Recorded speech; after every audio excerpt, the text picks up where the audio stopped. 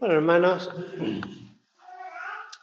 para hacer una pequeña mención de los temas que hemos estado viendo el domingo pasado, se refiere a la segunda carta del apóstol Pablo, a la epístola de los tesalonicenses, a la iglesia que estaba en Tesalónica. Por una cuestión de tiempo, principalmente, no podemos hacer un repaso muy amplio del tema tratado. Algo hemos también hablado a la noche, el domingo pasado, y hoy vamos a continuar. Es una carta breve, pero en verdad contiene muchísima enseñanza y aún más de carácter no solo doctrinal, por supuesto, sino también aún escatológica. Pues ustedes recordarán que los hermanos en Tesalónica habían quedado después de la breve pero muy fructífera visita del apóstol y de Silvano y Timoteo. Silvano es Silas, ¿no? Que en unas partes de la carta lo menciona como Silas y en los Hechos como Silas, y aquí habla de Silvano, es la misma persona.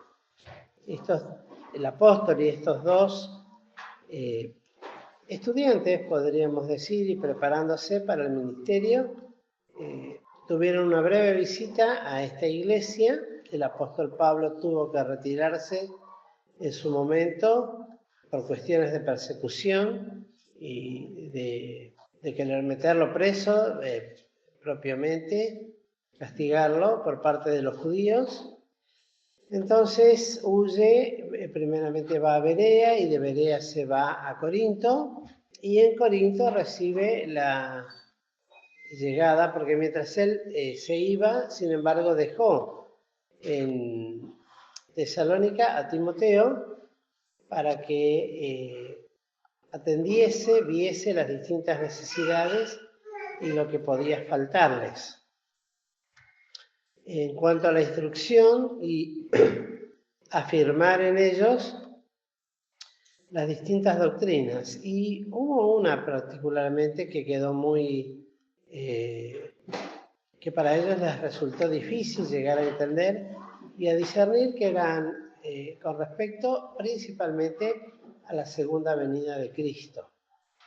Y eso es lo que hemos hablado el domingo pasado, cuando llegamos hasta el capítulo 2, y en la exhortación, en los primeros 3 versículos, era que en cuanto a la venida, dice en el capítulo 2 de 2 Tesalonicenses, y de nuestro recogimiento a él. O sea, la experiencia bendita y la bienaventuranza, esta, que no debían ser conmovidos ni conturbados, y pone algunos ejemplos a qué punto y extremo. En primer lugar, que nadie engañe en ninguna manera. Hay situaciones que tenían que suceder antes de que venga, pero no tanto la segunda venida de Cristo en sí misma, sino el día del Señor, porque ahí está la gran, podríamos decir, el gran conflicto que tenían y la confusión que les quedó entre la segunda venida de Cristo, lo que comprende a todo el desarrollo de la segunda venida de Cristo, y al día del Señor propiamente dicho. Una de las cosas que dijimos el domingo a la noche, y lo volvemos a repetir ahora por si alguno no estuvo, es que aunque son eventos distintos, están íntimamente ligados, por los cuales debemos hacer distinción y no confusión de lo mismo. Una cosa es la segunda venida de Cristo y otra cosa es el día del Señor. El día del Señor se ha de realizar o comenzar inmediatamente en el momento en que la iglesia es arrebatada. O sea, están íntimamente ligados. Una cosa es el arrebatamiento de la iglesia y el otro es el día del Señor. Pues, ¿cuáles son las diferencias? Es muy importante. Pues la segunda venida de Cristo para la iglesia va a ser de maravilla, de gozo sin igual, pues seremos arrebatados juntamente con Él, le veremos como Él es, seremos semejantes a Él en todo y ascenderemos a los cielos a estar con Él para siempre. Y ha de acontecer un montón de sucesos que no es el momento ni el tiempo de poder hablarlos, de bendición para la iglesia, pues los nombraremos solamente, tendrá que ver con el tribunal galardonador. Muchos hablan del juicio de la iglesia, pero la realidad es que la iglesia no ha de pasar por juicio, sí por tribunal galardonador, donde el Señor dará a cada uno conforme hubiera hecho por medio del cuerpo, ora sea bueno o malo. Pero siempre va a ser de bendición, porque ahí vamos a ser galardonados, vamos a ser premiados, no por lo que nosotros somos en nosotros mismos, sino por lo que hemos permitido hacer al Espíritu de Dios en cada una de nuestras vidas. Proporcionalmente a eso y en base a eso y conforme a la sabiduría, entendimiento y lo que Dios tiene preparado para cada cosa y el premio a las buenas obras que Él preparó, cada uno ha de recibir un galardón. Y esto es maravilloso. Eso va a suceder en el cielo. Pero inmediatamente que, por un lado, el Señor arrebata a los suyos al cielo para hacer este evento, que va a durar 7 años, durante esos otros 7 años, inmediatamente aquí abajo, en el mismo instante, ha de comenzar otro periodo, que se le denomina entonces como el día del Señor. Es decir, cuando el Señor va a tener con la humanidad y con la tierra todo lo que hace a los juicios, justos juicios de Dios, y irá avanzando de mal en peor. ¿Por qué? Porque los primeros 7 años tendrá que ver con lo que dice acá, que cuando dice en el versículo 3 de 2 Tesalonicenses, no os engañe nadie en ninguna manera, porque no vendrá sin que venga antes la apostasía. La apostasía es el apartamiento de la verdad.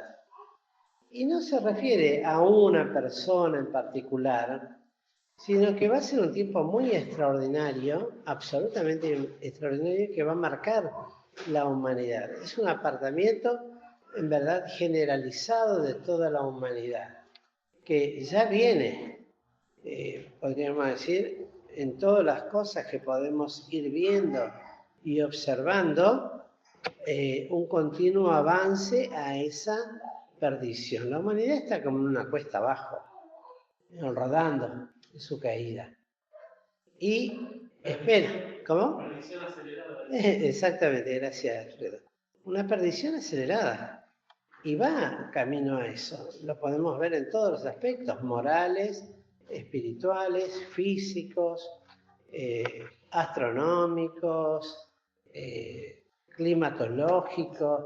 Todos los desastres que se ven en la humanidad nos hablan de ese avance en todo ese mal. Y a eso se ha de sumar la parte moral, espiritual y física también del hombre, y que se lo resume como la apostasía. Hay algunos versículos que nos pueden dar una pista de lo que ha de ser, pero debemos decir que va a ser un tiempo único y sin igual sobre la humanidad. Si la humanidad ha pasado tiempos malos, bueno, este tiempo los va a superar a todos. No va a haber otro tiempo más malo que ese, que el tiempo del reinado del anticristo y el de la apostasía generalizada que se va a manifestar, y luego del reinado del anticristo, luego los 3 años y medio cuando se rompe el pacto con los judíos, los juicios de Dios sobre la tierra. Van a ser terribles, al punto tal que va a haber una destrucción generalizada. Es interesante, si alguno lo quiere esto repasar con más detalle, en el año 2020 nuestros hermanos han hecho todo un estudio del Apocalipsis, desde el capítulo 1 hasta el final prácticamente, y se han visto todas estas cosas en detalle y en forma muy gráfica, clara, y han quedado grabadas en YouTube. Me acordaba del diagrama ese que fueron haciendo y le iban agregando los distintos eventos, porque van a suceder muchísimas cosas, de las cuales no podemos hablar todas una por una, porque nos llevaría otro año más, tranquilamente. Fue un estudio que llevó varios meses de intensa labor por parte de los hermanos que se ocuparon de ir tomando capítulos, porque fue un estudio hilativo prácticamente del Apocalipsis, ¿no? Entonces, un libro que de por sí es difícil de entender, pero no obstante fue escrito para que lo estudiemos, lo tengamos presente y sepamos que lo que está escrito, cumplimiento tiene. Entonces, lo que tenemos que definir, y el apóstol Pablo quería hacer una aplicación muy práctica y directa para los hermanos en Tesalónica, es que ellos no debían ser confundidos de la venida del Señor y del día del Señor. Son dos cosas distintas.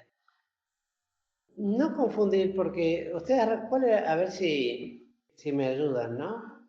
Veo también si recuerdan. ¿Cuál era el grave problema que tenían ellos, que confundían esos días? Sí, a causa de que ellos tenían esa confusión tan grande entre el día del Señor y la segunda venida de Cristo. Eso en parte, pero había algo que los tenía mal. No, la gran persecución que tenían. El tema era que ellos estaban siendo tremendamente perseguidos y atribulados. Entonces ellos ya creían que estaban viviendo en el día del Señor. Ya no, que ya pensaban que el Señor había venido, que ya estaban viviendo, o por lo menos en parte, como muchos algunos dicen, ¿no? Que ya estamos viendo los principios del dolor. Nosotros estamos viendo algunos principios, pero no estamos viviendo todavía el tiempo de la apostasía, porque no va a venir el Señor hasta que esto sea así, el día del Señor. Entonces, recuerden esto está hecho por esta razón. La confusión que ellos tenían eran por los grandes sufrimientos que tenía la iglesia, la gran persecución. Eso los confundía enormemente. Y a eso se sumaban todos estos que se presentaban, y ya sea, como dice acá, que venían con engaños, diciendo una cosa, diciendo, como el día de hoy uno escucha cada barbaridades que a veces escandaliza y hay gente que lo cree. Bueno, lo cierto es que podemos ver, por ejemplo, algunas características de lo que la palabra nos dice de esto, algunas digo, porque no son absolutamente estas. Estas son algunas marcas que se van a ir notando. Fíjense en 1 Timoteo 4, del 1 al 5. Si alguno lo quiere leer, Timoteo 4, del 1 al 5. Empero el Espíritu dice manifiestamente que en los venideros tiempos algunos apostatarán de la fe, escuchando a espíritus de error y a doctrinas de demonios, que con hipocresía hablan la mentira, teniendo cauterizada la conciencia, que prohibirán casarse y mandarán abstenerse de las viandas que Dios dio, para que con nacimiento de gracias participasen de ellas los fieles y los que han conocido la verdad. Porque todo lo que Dios crió es bueno, y nada hay que desechar, tomándose con nacimiento de gracias. Porque por la palabra de Dios y por la oración es santificado. Bueno, esto es en parte, ¿no? La apostasía, en los primeros versículos principalmente, muchos, dicen algunos, pero en este caso, la característica del que apostata de la fe, apostatar quiere decir apartarse de la fe sana recibida en un momento, e inmediatamente se empieza a escuchar otras cosas, nada más y nada menos que a espíritus de error, y se empiezan a creer en doctrinas que establecen esos espíritus de error y que la palabra de Dios lo denomina como doctrinas de demonios. Entonces, con hipocresía, hablan mentira, pues tienen cauterizada la conciencia. Tal es el pensamiento y la actitud de los apóstatas. Actualmente lo que podemos ver en muchos de estos son de enseñadores, algunos muy famosos, que reúnen todas estas características. Una conciencia cauterizada. Ayer escuchábamos algunas cosas de mi señora y decimos, ¿cómo pueden decir esto? Por ejemplo, uno decía que las mujeres podían ser pastoras, porque cuestionaba la palabra del apóstol Pablo cuando decía, porque no permito a la mujer que hable, que enseñe. Entonces decía, y esto lo digo con todo respeto a la palabra de Dios, ¿no? Pero decía como dice acá, apóstata, ¿no? Decía, pero esa era la palabra de Pablo, no es palabra de Dios, no es palabra bíblica. Entonces, Pablo decía eso, pero no es palabra bíblica. Y el error está en aquellos que no saben discernir lo que es una palabra bíblica de lo que es la palabra de Pablo o de otro hombre. Entonces decía, entonces tiene que anular todo lo que dice, lo que Pablo aconseja a Timoteo, a Tito, a Filemón, porque eran palabras, pero nosotros hemos enseñado y creemos y afirmamos que toda palabra de Dios es inspirada divinamente. Pero lo enseñamos con el propósito de ¿qué? De afirmar que su mujer podía ser pastora de la iglesia, y las barbaridades que dice la mujer ni hablar. Peor todavía. Uno más engañado que otro. ¿Cómo? En base al empoderamiento de la mujer, que es una de las funciones del mundo. Claro, sí, sí. ¿Para qué? Para afirmar eso, ¿no? La mujer tiene el mismo derecho y empoderamiento que el hombre. No necesita del hombre y puede más que el hombre, inclusive. Bueno, barbaridades que lamentablemente del mundo se meten dentro de la iglesia. Ahora bien, lo cierto es que también algo lo dice en 2 Timoteo, capítulo 3, del 1 al 8.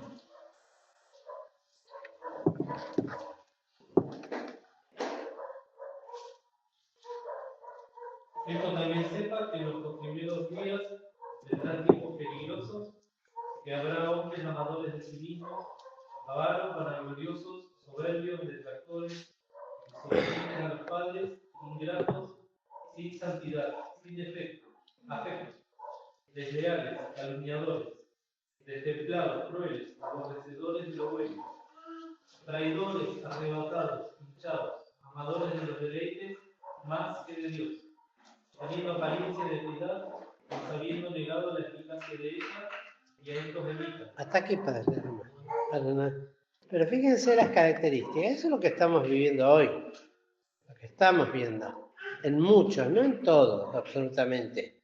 Vamos a ser sinceros, hay hermanos fieles que, aunque no participan de la comunión espiritual de nuestras iglesias, sin embargo son fundamentales en la fe y procuran agradar a Dios. No podemos decir que somos los únicos, pero sí hay también una gran mayoría de hombres con estas características y que están en los púlpitos. No estamos hablando acá del incrédulo. Del incrédulo podemos esperar esto y más también. Pero en realidad acá se refiere al cuidado y de los tiempos peligrosos que se están viviendo. Y por último podemos leer en el Apocalipsis 3, cuando habla de la característica de una iglesia que ya esto nos resulta más cercana a nosotros, Apocalipsis 3, desde el 14 en adelante, al 22. Y delante de la iglesia de la Odisea. De aquí dice el amén, el testigo fiel y verdadero, en el principio de la creación de Dios. Yo conozco tus obras, que ni eres frío ni caliente. Ojalá fueses frío o caliente. Mas porque eres tibio, no frío ni caliente, te vomitaré de mi boca. Porque tú dices, yo soy rico y estoy enriquecido, y no tengo necesidad de ninguna cosa. Y no conoces que tú eres un pilar, y miserable, y pobre, y ciego, y desnudo. Yo te amonesto que venís con tesoro afinado fuego, para que seas hecho rico, seas vestido de ninguna casa, para que no se descubra la vergüenza de tus desnudos. Y unge tus ojos poco limpio, para que veas. Yo reprendo y castigo a todos los que aman. Sé pues celoso y arrepiento. De aquí yo estoy a la puerta y llamo. Si alguno oye mi voz y abre la puerta, entraré a él y cenaré con él y él conmigo. A que venciere, a que se siente conmigo en mi trono. Y como yo he vencido, me he sentado con mi Padre en su trono. El que tiene oído, oiga lo que el Espíritu dice a las iglesias. Muy bien. Estos tres pasajes que leímos, los de Timoteo y por último la carta a la Odisea sabemos que es justamente lo que decíamos, ¿no? La gran mayoría, no absolutamente todos, aclaro, pero sí la gran mayoría de iglesias que han apostatado, se han apartado y tienen estas características de tibieza de carácter espiritual, porque ni eres frío ni eres caliente, te vomitaré de mi boca, totalmente repulsivo, porque no es que son creyentes que son, a pesar de todo, es así lo menciona el Señor, te vomitaré de mi boca, una total repulsión. No hay aceptación de una actitud como la de la Odisea. Y al punto tal que él está afuera y llama. Quiere decir que no está en el corazón adentro. Esos son detalles importantes para ver, pues el Señor se lo escribe a una de las 7 iglesias que estaba en Asia en aquel momento. Ahora bien, todo eso nos hablaba, decíamos, y nos representa un poco de lo que va a ser la gran apostasía que va a reinar. Luego, si ahora volvemos a 2 Tesalonicenses, no tenemos tanto tiempo de detenernos en este tema de la apostasía, pero para que tengamos un poquito en cuenta de todo esto, para no detenernos en tantos detalles, damos una idea general de todo esto. Luego dice, y se manifieste, en el capítulo 2, verso 3 dice, y se manifieste el hombre de pecado, el hijo de perdición. Volvemos a repetir, para que se realice esta apostasía y se manifieste el hombre de pecado, la iglesia ya no está sobre la tierra, ya fue arrebatada. Y esto lo dice en el versículo 5, cuando pregunta el apóstol a los hermanos en Tesalónica y le dice, ¿no os acordáis que cuando estaba todavía con vosotros os decía esto? Esto, si lo quieren anotar, sencillamente pueden leer en la primera epístola del apóstol Pablo a los tesalonicenses,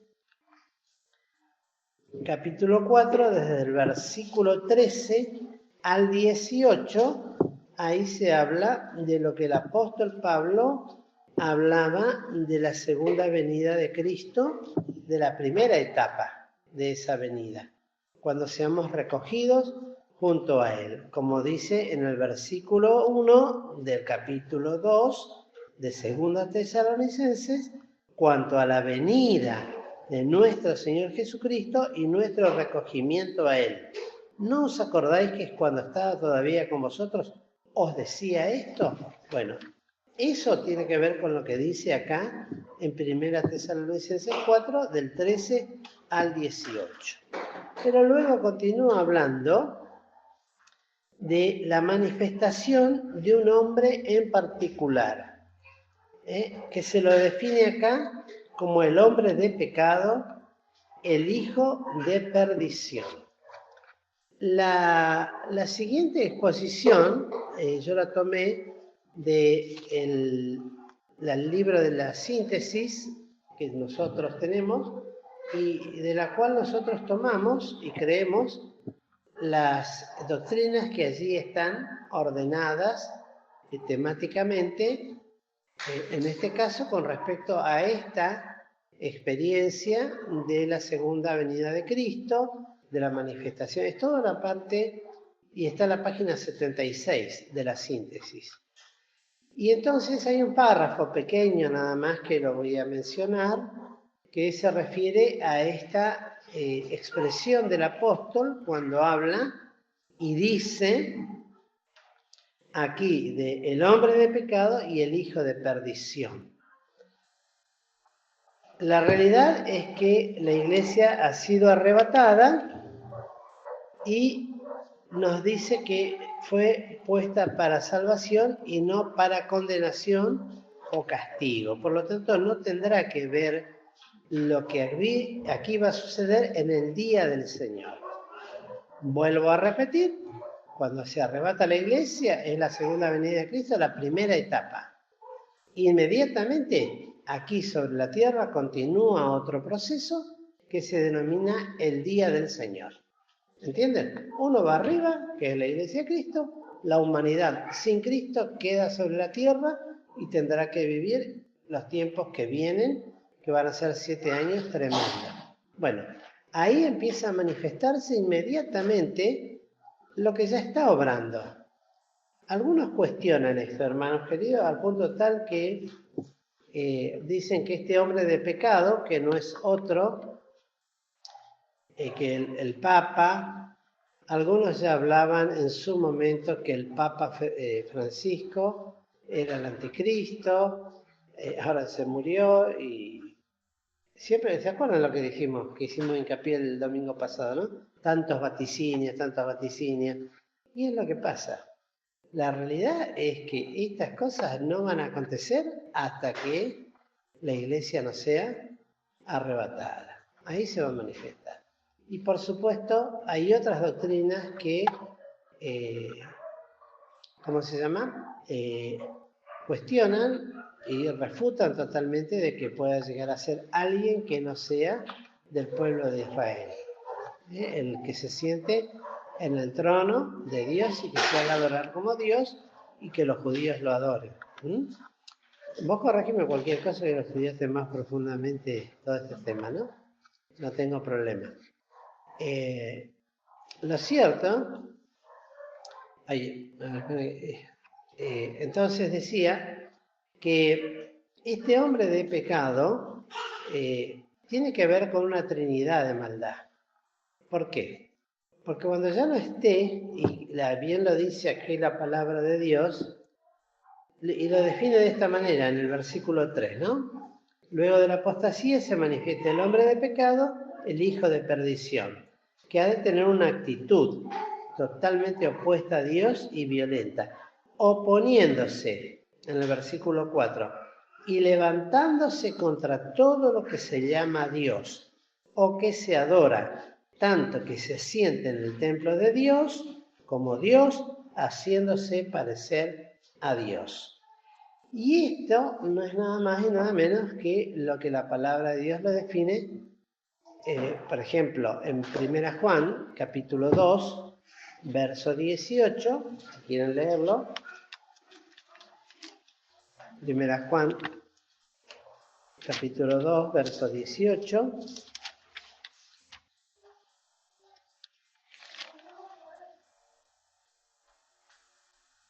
Hijitos, ya es el último tiempo, y como vosotros habéis oído que el anticristo ha de venir, es un anticristo muy especial.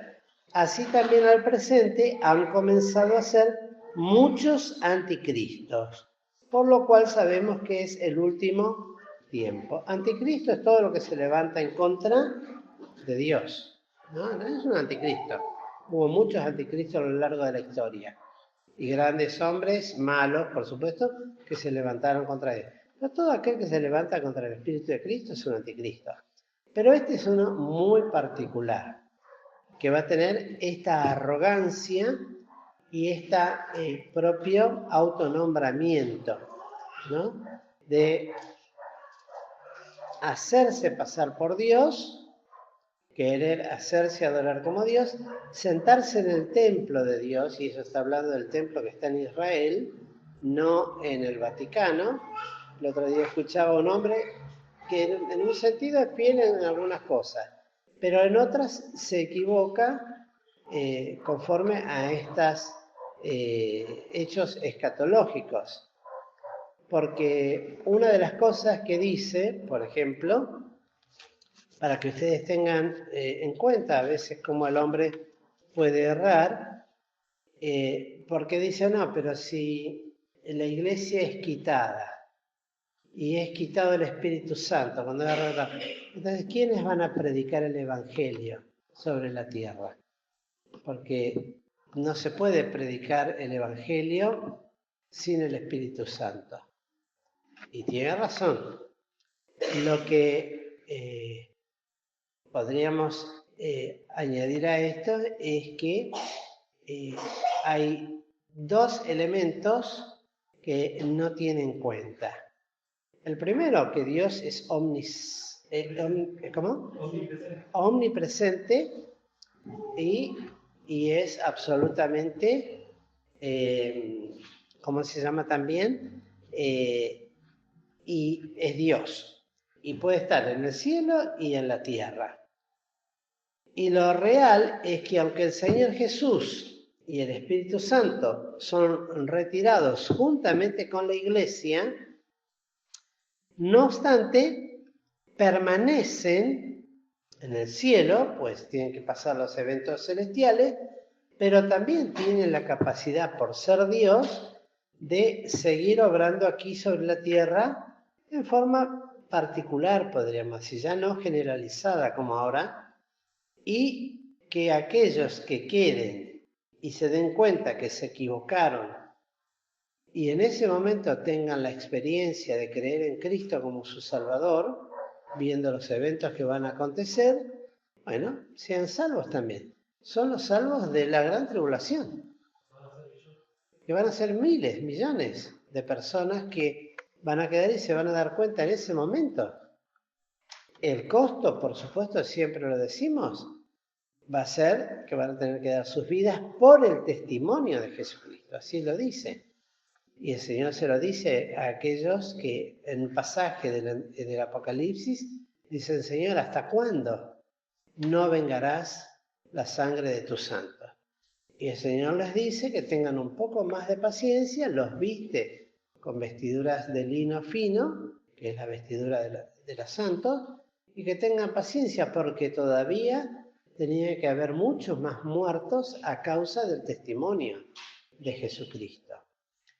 Pero eso indica que va a haber una obra del Espíritu Santo en forma particular en cada corazón. No es que no hay posibilidad de otra manera pensar que alguien puede dar testimonio y dar su vida por Cristo y ser salvo si no tiene el Espíritu Santo en el corazón. Debemos también tener la idea integral de la cosa. ¿Entienden? O sea, nadie va a poder dar testimonio de Cristo si no tiene el Espíritu Santo de Dios en su corazón. Porque el costo va a ser alto, al punto tal que tendrán que dar su vida, no para ser salvos, sino como costo de un testimonio. Hoy tal vez damos testimonio y sufrimos un costo mucho menor, que puede ser ¿qué cosa? El desprecio, que nos tienen tratado por la cara, o que lo tiren, lo desprecien, o que nos traten mal, o que no nos reciban, o que se burlen de nosotros. Es un costo. El que quiere vivir piamente padecerá persecución. Pero en ese momento el costo va a ser mucho más alto todavía. ¿Por qué? Porque va a ser desatada totalmente la ira humano-diabólica en contra de todo lo que se llame Dios y se levante contra Dios y hable contra Dios. Y luego entonces, este hecho es muy importante a tener en cuenta porque Dios va a actuar en forma adecuada conforme al periodo tribulacional. Hay dos textos que yo quería que leamos, a ver si los encuentro. Uno se encuentra en 1 Juan, capítulo 2,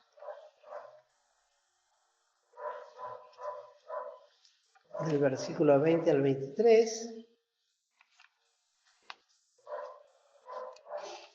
que nos pueden llegar a dar un poquito de esta idea.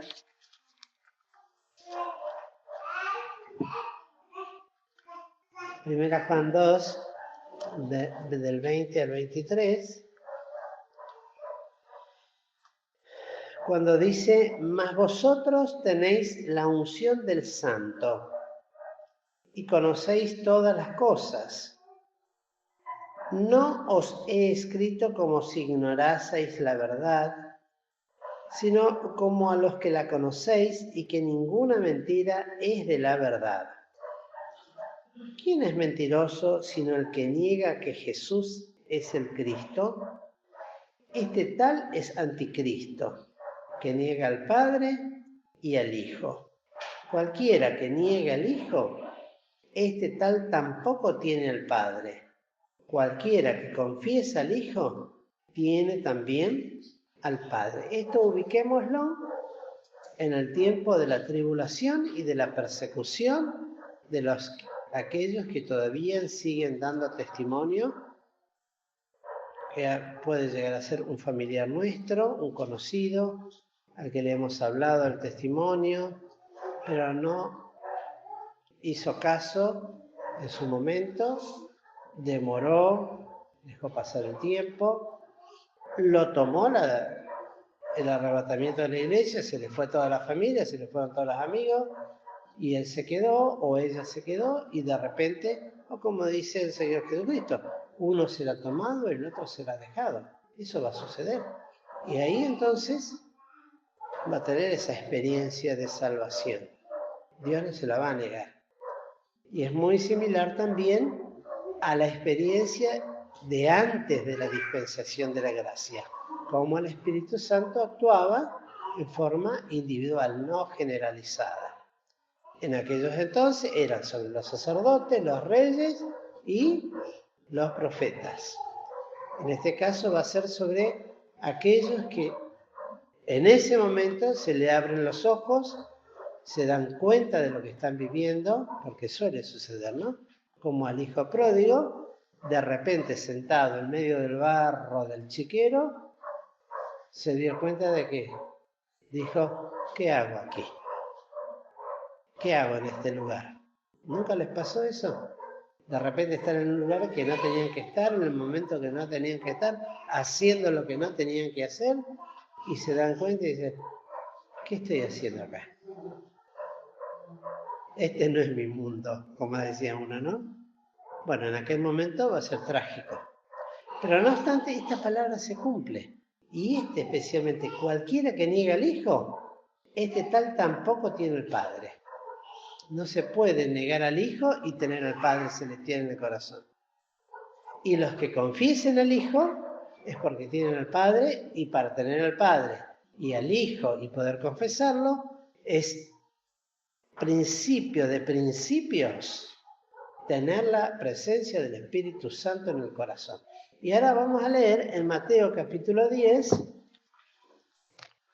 que tiene que ver mucho con este tiempo de la gran tribulación, especialmente lo que le toque sufrir a los judíos.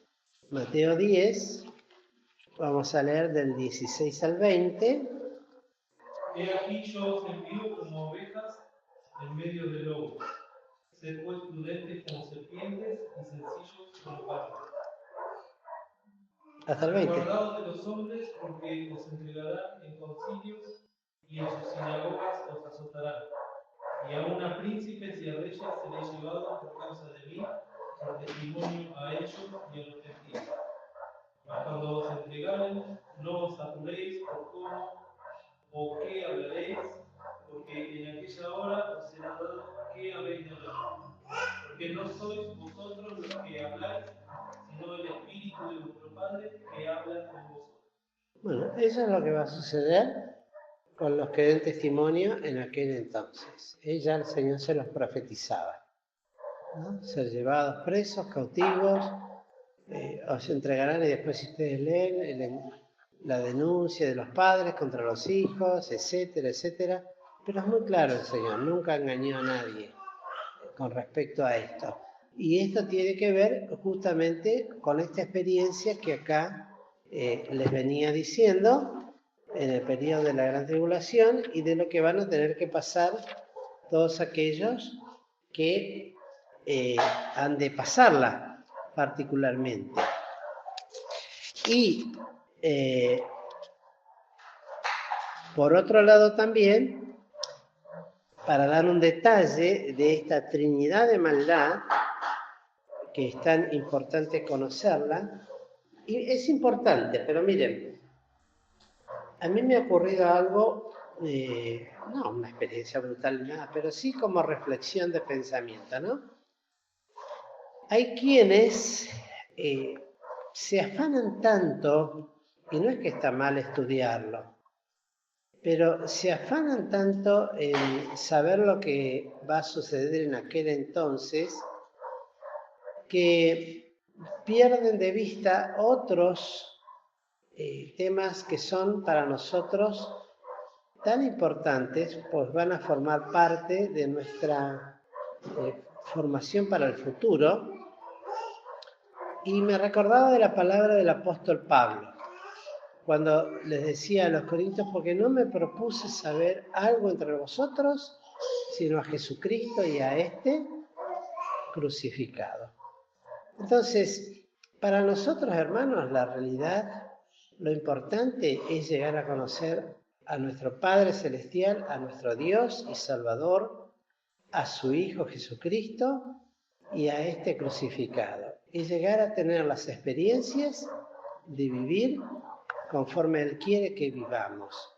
Los demás eventos están escritos para que lo entendamos, lo conozcamos, lo enseñemos, pero para que nuestra vida sea cristocéntrica. No tanto ocuparnos de quién va a ser el anticristo, estar ocupado quién se levanta en Europa, sabiendo todo. ¿Me entienden? A veces, lamentablemente, hay muchos cristianos que se ocupan más de esas cosas, y eso era lo admirable en un sentido del punto de vista cristiano, en siervos de Dios como los que hemos tenido. ¿Por qué?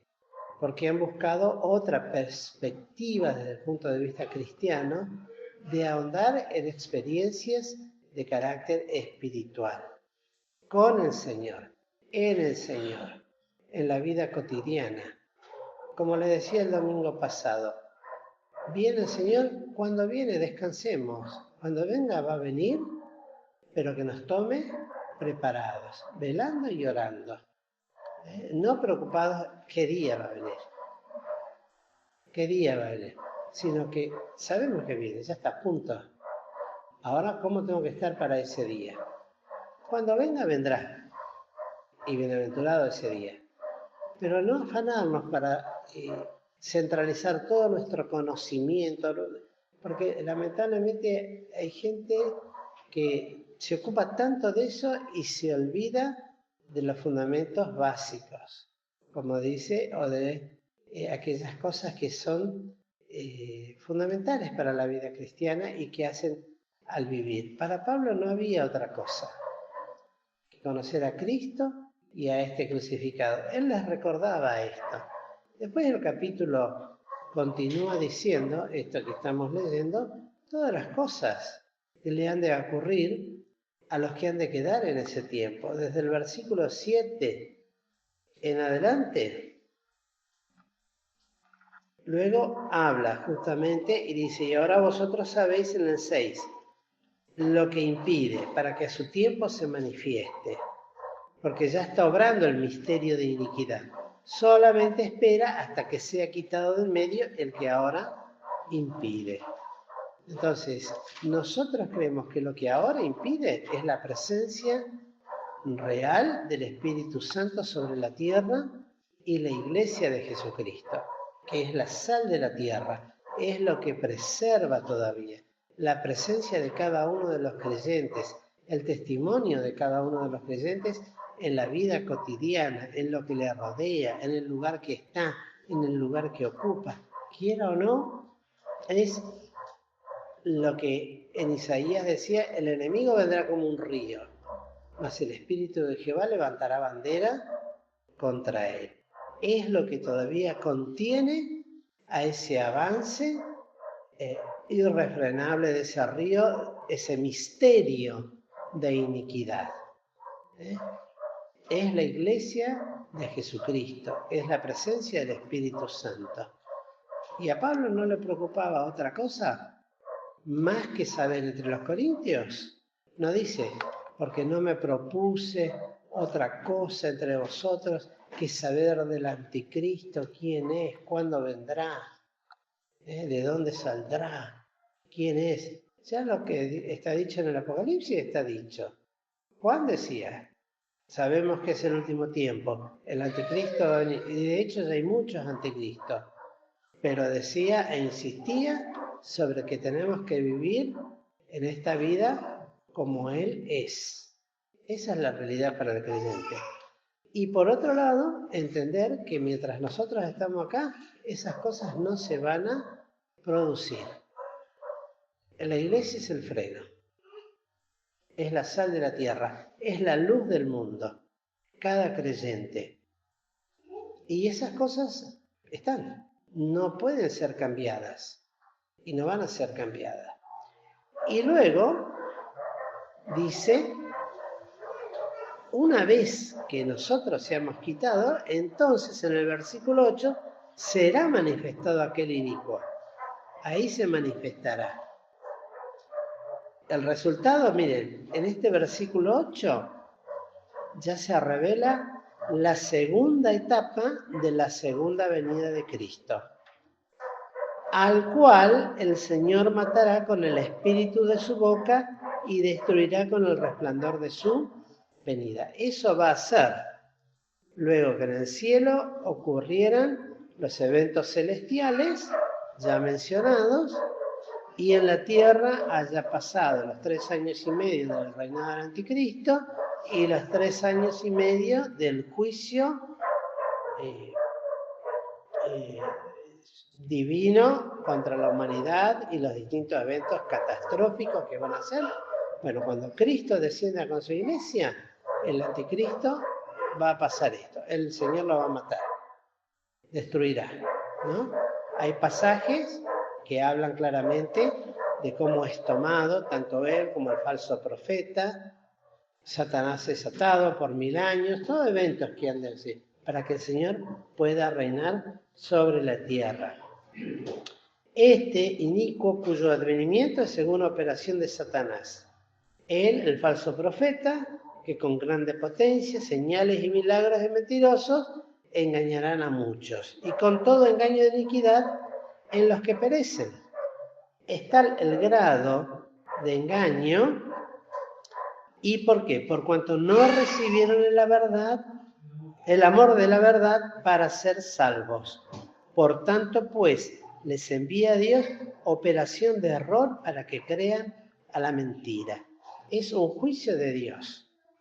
Durante ese tiempo, la humanidad, lamentablemente, a pesar de las cosas que pasen, sin embargo, van a seguir opuestas, no aquellos que se convierten y dan su vida por el testimonio de Cristo, o que se escapan, porque va a haber quienes van a tener la posibilidad también de escaparse, pero de aquellos que creen y consienten a la mentira y a la iniquidad. Bueno, envía a Dios operación. Operación quiere decir poder, capacidad, eficacia para poder engañar absolutamente y que la gente lo crea. como verdadero. Hoy se dice, ¿no? Ustedes fíjense que las campañas, hay un dicho que lo decía ¿cómo se llama? El principal propagandista de Hitler, Joseph, no sé quién era, ¿no? Goebbels. Decía, miente, algo quedará. Bueno, esto es todo mentira, con engaños mentirosos, al punto tal que hace descender fuego del cielo, describe en una parte. Y la gente le va a creer y va a resistir el amor a la verdad, que le va a seguir siendo predicado por algunos, y especialmente por los 2 testigos que van a ser dejados sobre la tierra, van a ser enviados para que dé testimonio del Salvador, pero aún así todos lo van a resistir. Bueno, Dios actúa. Y eso es algo muy tremendo para tener en cuenta, cómo Dios también puede actuar de esa manera. Pues es muy clara la Escritura, cuando dice, por tanto en el versículo 11, les envía Dios operación de error para que crean a la mentira. Es muy triste, ¿no? Para que sean condenados. Todos los que no creyeron a la verdad, antes consintieron a la iniquidad. Es tremenda. Convencidos de creer en algo mentiroso como cierto y como final la condenación. Luego del versículo 13, nuevamente el apóstol tiene que dar gracias a Dios por ellos, amados del Señor, la obra de escoger el Señor desde el principio para salvación, para salud, para santificación del Espíritu y fe de la verdad, que nos llamó por nuestro Evangelio, en el 14 estoy, para alcanzar la gloria de nuestro Señor Jesucristo, y la exhortación final de este capítulo. Así que, hermanos, estad firmes y retened la doctrina que habéis aprendido. Y ustedes fíjense qué notable, acá dice, sea por palabra o por carta nuestra.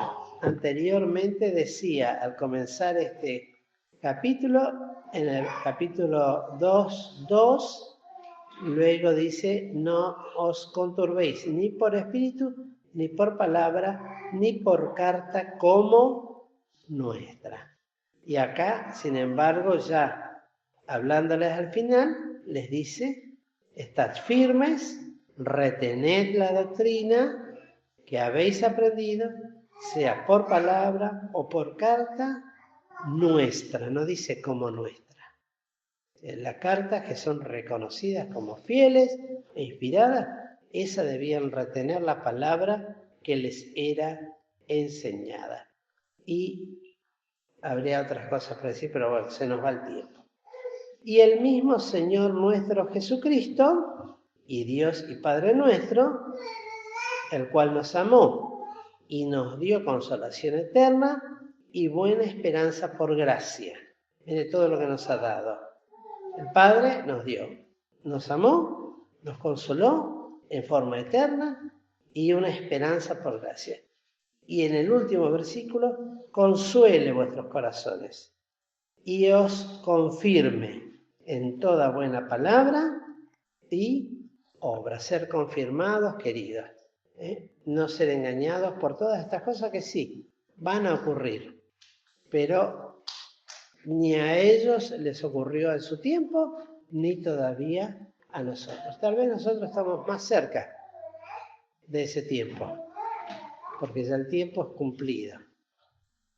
No sabemos cuándo, pero estamos más cerca. Y es la misma exhortación también amorosa para nosotros, ¿de qué? De que nuestros corazones sean confirmados, consolados, y esto en toda buena palabra y en toda buena obra que Dios preparó para que anduviésemos en ellas. Cuánto amor del apóstol para estos siervos, para estos hijos de Dios que estaban sufriendo tanto y necesitaban ser consolados y que su mente se les aclarara. Bueno, lo que estaban sufriendo era parte de lo que Dios había hecho. Lo vimos en el capítulo 1, ¿no? Son las cosas que Dios preparó para ellos y que eran lo que ellos necesitaban, ser probados de esa manera, con tribulaciones, con angustias, persecuciones. Es lo que Dios preparó.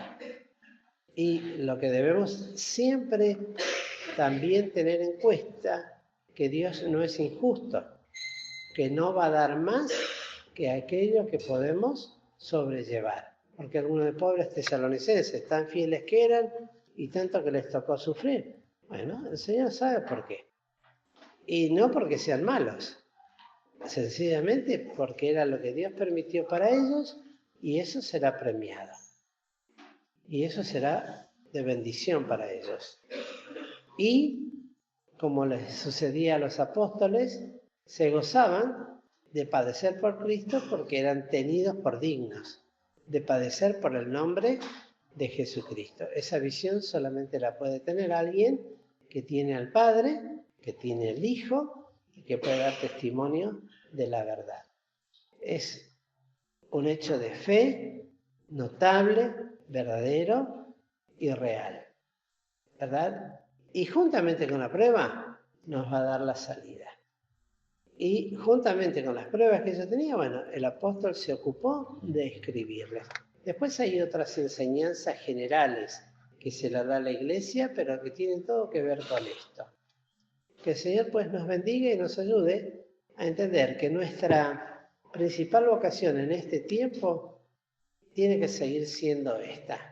Conocer estos hechos. Vuelvo a repetir, como lo dije hoy, pero lo vuelvo a repetir porque igual no se van a acordar, pero no importa. Pero repetirlo. Nuestra principal vocación de vida es esperar al Señor y, como decía el apóstol Pablo, no proponernos saber otra cosa que a Jesucristo y a este crucificado y las bendiciones que emanan del hecho de la cruz. Los demás eventos se sucederán en su tiempo, en su momento, y lo escrito está ya hecho. Va a acontecer. Pero que lo que va a pasar dentro de el tiempo que sea más adelante no nos desvíe del propósito de Dios ahora, que es nuestra santificación. ¿Entendemos? ¿Nos queda claro eso? Y en eso vamos a ser consolados, bendecidos y enriquecidos también espiritualmente. Que el Señor pues nos bendiga, queridos hermanos.